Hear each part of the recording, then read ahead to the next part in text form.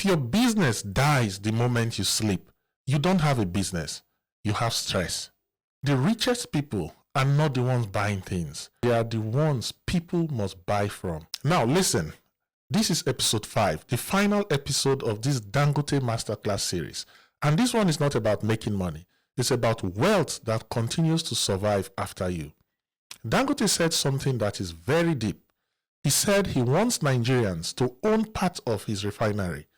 And the moment I heard that, I said, well, this man is not just building a refinery, he is building ownership. Because generational wealth is not about what you spend, it is what you build that other people can plug into. Let me break it down in a very Nigerian way. Some people in Nigeria are living on income. Some people are living on ownership. Income is what you earn. Ownership is what people pay you for forever. And this is why many Nigerians are always hustling but never settling. Because hustle can feed you, but ownership can free you. Generational wealth is not one big cash out. It is assets, systems, structure, control, value chain, and long-term thinking. That's why the richest people don't just trade. They build something people cannot avoid to buy. In Nigeria, hard work alone is not enough because Nigeria is not a hard work economy. Nigeria is a structure economy. If your business has no structure, Nigeria will slap it out of your hand. One fuel price change, $1 rise, one random policy, everything don't scatter.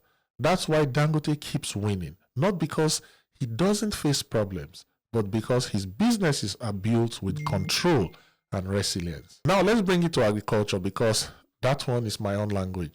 Agriculture can create generational wealth in Nigeria, but only if you stop doing it like survival and start doing it like ownership. Let me show you what ownership agriculture looks like. You don't just buy crops, you secure supply from farmers. You don't just store, you build storage systems and ensure quality control and accountability. You don't just sell raw produce, you add processing. You don't just look for buyers, you build market access and export relationships. You don't just focus on one crop season or only 1 year attempt. You build a repeatable system your children can continue. Because your children will not inherit your motivation, they will inherit your structure. That's the difference. When agriculture becomes organized, it becomes unstoppable. So let me end this whole series with this final truth.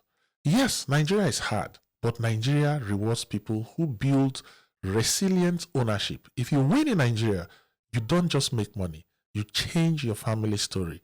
You change your children's future. You change your community. That's what Dangote is teaching without shouting. So don't just chase money. Build something that will outlive you.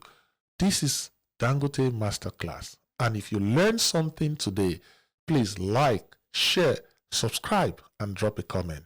See you in the next series. Goodbye.